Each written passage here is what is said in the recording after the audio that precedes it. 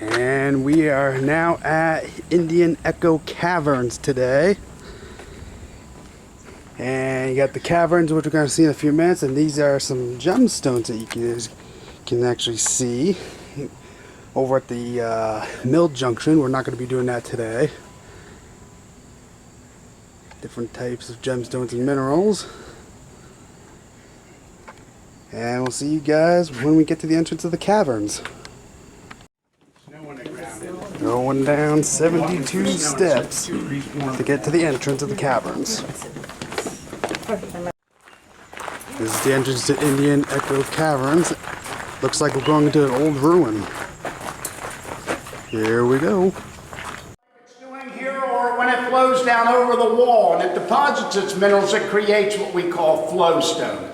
I will talk more about that in the next room. So if you'll follow me in very... Now if you look on that flowstone, you see the little white dots. They're baby stalagmites. They're the formations that grow from the floor up. They don't grow out of the... This place is amazing.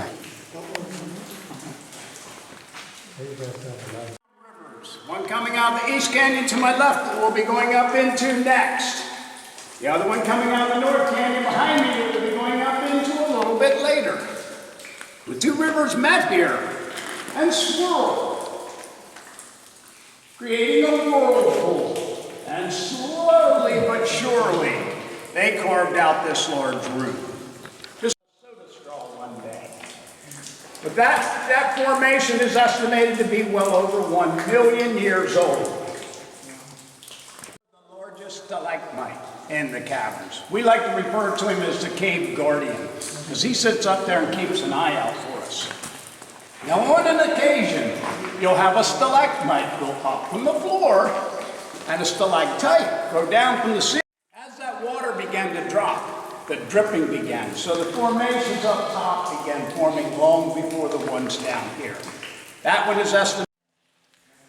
Right here is the Empire State Building, Central Park, and Staten Island. And below that we have an owl perched right here. And below the owl is a pair of lovebirds. And there's a whole tree of jellyfish or mushrooms. We also have an elephant or a woolly mammoth. There's his eye and his trunk. I like to call him Mr. Snuffleupagus. We have our own Snuffy on the wall. And if you look on his back, there's a walrus. See his nose pointing up in the air and his long white tusks? He's just sitting up there like this, looking back over his shoulder at us. Now, right over here on this wall, we have a very large bunny rabbit. He's winking at us. There's his ears. And his eyes. He's winking. And his nose. He's a very large. In the caverns, it's also the tallest. It's 79 feet high. That teepee. We are now standing under the teepee. That green I pointed out in the entrance, if you look around the light, you'll see a lot more of that, of course, because there is a lot more light and a lot more moisture. Now that you've had that chance to experience total darkness, now you understand why green is not natural to the caverns. Had we not installed these lights, nothing would grow in total darkness. Also, more graffiti. Behind me, we have a few initials carved in the wall. Over here, we have a 49. We know that to be 1849. And to the right of that, there's an 1876 with the person's name carved underneath it. Now, there is another story that goes with this room, but this one is actually a true story. You all know the other one is just a fairy tale, right? When the early explorers first come in here, that path that we walked in on, that ended right here. All of this had to be broken out so they could extend that path into this room. That way they could bring tours back here. The early explorers climbed through the passage up above and then lowered a rope down. Well, in 1919, there were 3 teenagers from neighboring Hummelstown. They went through that passage, lowered the rope, climbed down the rope, and on the way down, right here on this shelf, they found a box. 4-inch by 4-inch square wooden box. In that box was 17 coins from all over the world. The oldest was dated 1288 from Morocco. The newest or latest was dated 1915.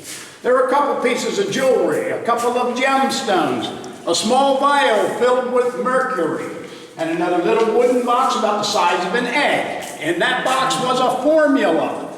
It told them how to make diamonds. Well, it did work. It was an alchemy formula. It said to take a piece of coal, put it in the box, pour some of the mercury over the top of it, and then place the box at the highest point in town. And they had rods and wires trying to attract lightning so that if a thunderstorm came through and lightning should happen to strike that box, you'd have diamonds. Well, it did work. But the boys did keep that box and all its contents together for the next 50 years. They passed it back and forth amongst each other. Eventually, 2 of the boys had passed away. The sole survivor, still having that box, realizing that he was getting up in age, he decided to come back to the caverns and he brought the box with him. He met with the present owner and explained to him in great detail where, when, and how they found that box and offered to donate it back to the caverns, provided they didn't sell or separate any of the contents. Well, of course, they were more than glad to do that, so we're now in possession of that box. It's in the gift shop. Right where you came, right where you came through the double doors from the parking lot. Just as soon as you saw that sparkles and glistens like snowflakes in the bright sunshine. To the right of that is the pipe organ. And then to the right of that, there's the other end of that passage. That's where they came out at. Well, now you can look at this room and understand why they went through the effort to create that man-made tunnel so they can bring tours back here to see this. Beside me, we have a 16-layer wedding cake. And it's shiny because it's wet. It's still growing. And when I say flowing, the water flows over. It doesn't cascade like a waterfall. It just stays wet. We have just finished the tour. This is the entrance/exit. And we are going to see you guys in the next one.